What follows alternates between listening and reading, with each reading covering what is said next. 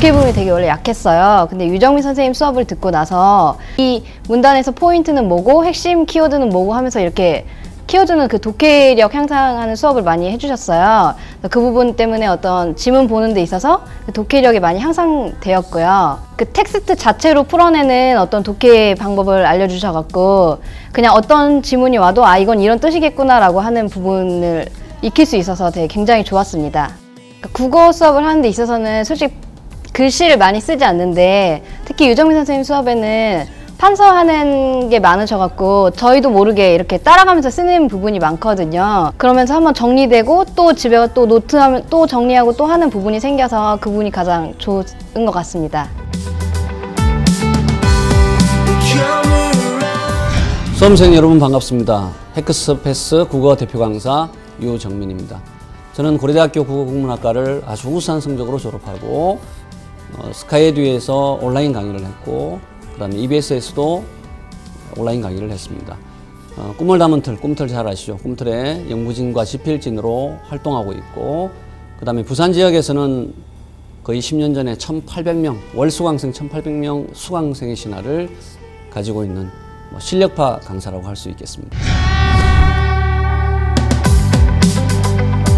공무원 시험의 출제 경향은 급속도로 변화하고 있습니다.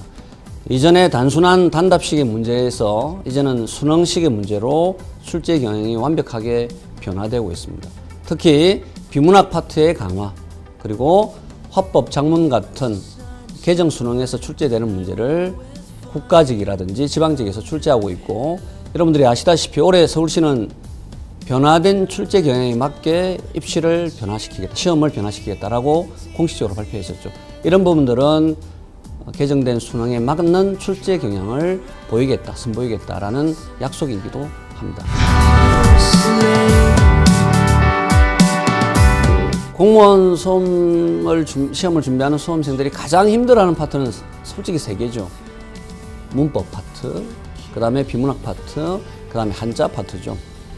각각의 파트에 나눠서 이제 왜 힘들어하고 또 어떻게 공부해야 될지에 대해서 간략하게 설명을 해드리겠습니다. 한자는 지금 시험을 준비하는 모든 세대가 다 힘들어하는 파트죠. 근데 여러분 공무원 시험이 과거는 실제로 어떤 학문적인 어떤 한자도 시험에 출제했었고 그 다음에 우리가 듣도 보도 못했던 한자들을 출제했지만 지금은 전혀 그렇지 않습니다. 지금은 일상에서 사용하는 용어들, 특히 공무원들이 자주 사용하는 결제, 의안, 제출, 상정 이런 용어들 있잖아요.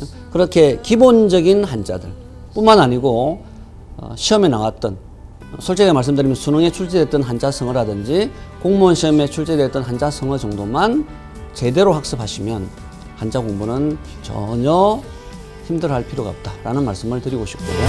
문법 파트는요. 문법 파트는 시중에 여러분 나와 있는 국어 교재가 공무원 교재가 거의 문법 파트만 거의 600페이지에 가깝습니다. 그래서 이 많은 양을 전부 다 학습한다는 것은 과연 가능할까요? 전혀 불가능합니다. 그래서 저 같은 경우는 어떻게 하냐면 가장 기본적인 개념과 용어를 확실하게 정리하는 거. 예를 들면 어문이 뭔지에 대한 정리 확실하게 하고 그 다음에 반드시 시험에 출제되는 문제들을 선택과 집중을 통해서 정확하게 제시하는 거. 예를 들면 어문에 대해서는 반드시 시험에 나오는 게 뭐죠? 어문 변로. 이거 하나만 제대로 학습하는 게 가장 중요한 키포인트고 이제 마지막 비문학은요.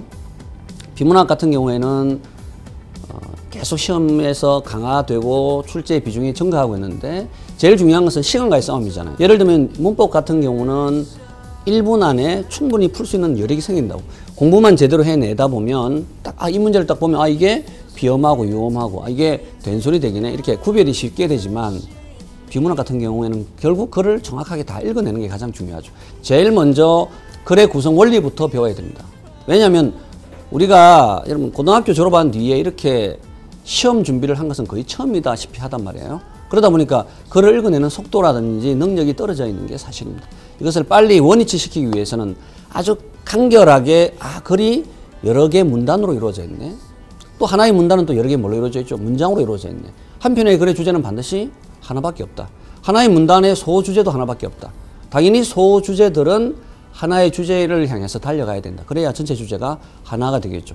이런 글의 구성 원리부터 문단의 구성 원리, 이걸 통해서 결국 정확하게 글을 접근해 나가고 그 다음에 문단의 요약과 정리를 쉽게 해낼 수 있는 노하우를 소개해 드리게 됩니다.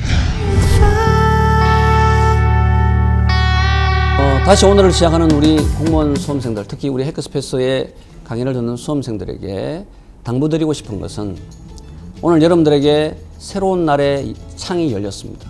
옛날의 창은 사라졌습니다. 오늘 우리는 현재를 살아가죠. 현실을 살아가고 있습니다. 과거에 내가 공부를 덜 했건 많이 했건 내가 과거에 어떻게 살았던 것은 중요하지 않습니다. 지금 현재 현실을 내가 어떻게 살아가느냐가 여러분들의 미래를 바꾸는 지름길이 됩니다. 그래서 지금 당장 공부하시는 것, 지금 당장 기본기를 튼튼히 하시는 것, 지금 당장 복습을 하는 게 가장 중요하지 않을까 생각이 듭니다. 이게 현실을 충실하게 살아가는 여러분들의 모습이고 그것이 바로 합격의 길로 이어지리라 확신합니다. 현실을 충실하게 살아가는 우리 해커스페이스의 공무원 수험생 여러분, 합격을 위해서 저와 함께 달려가십시다. 화이팅!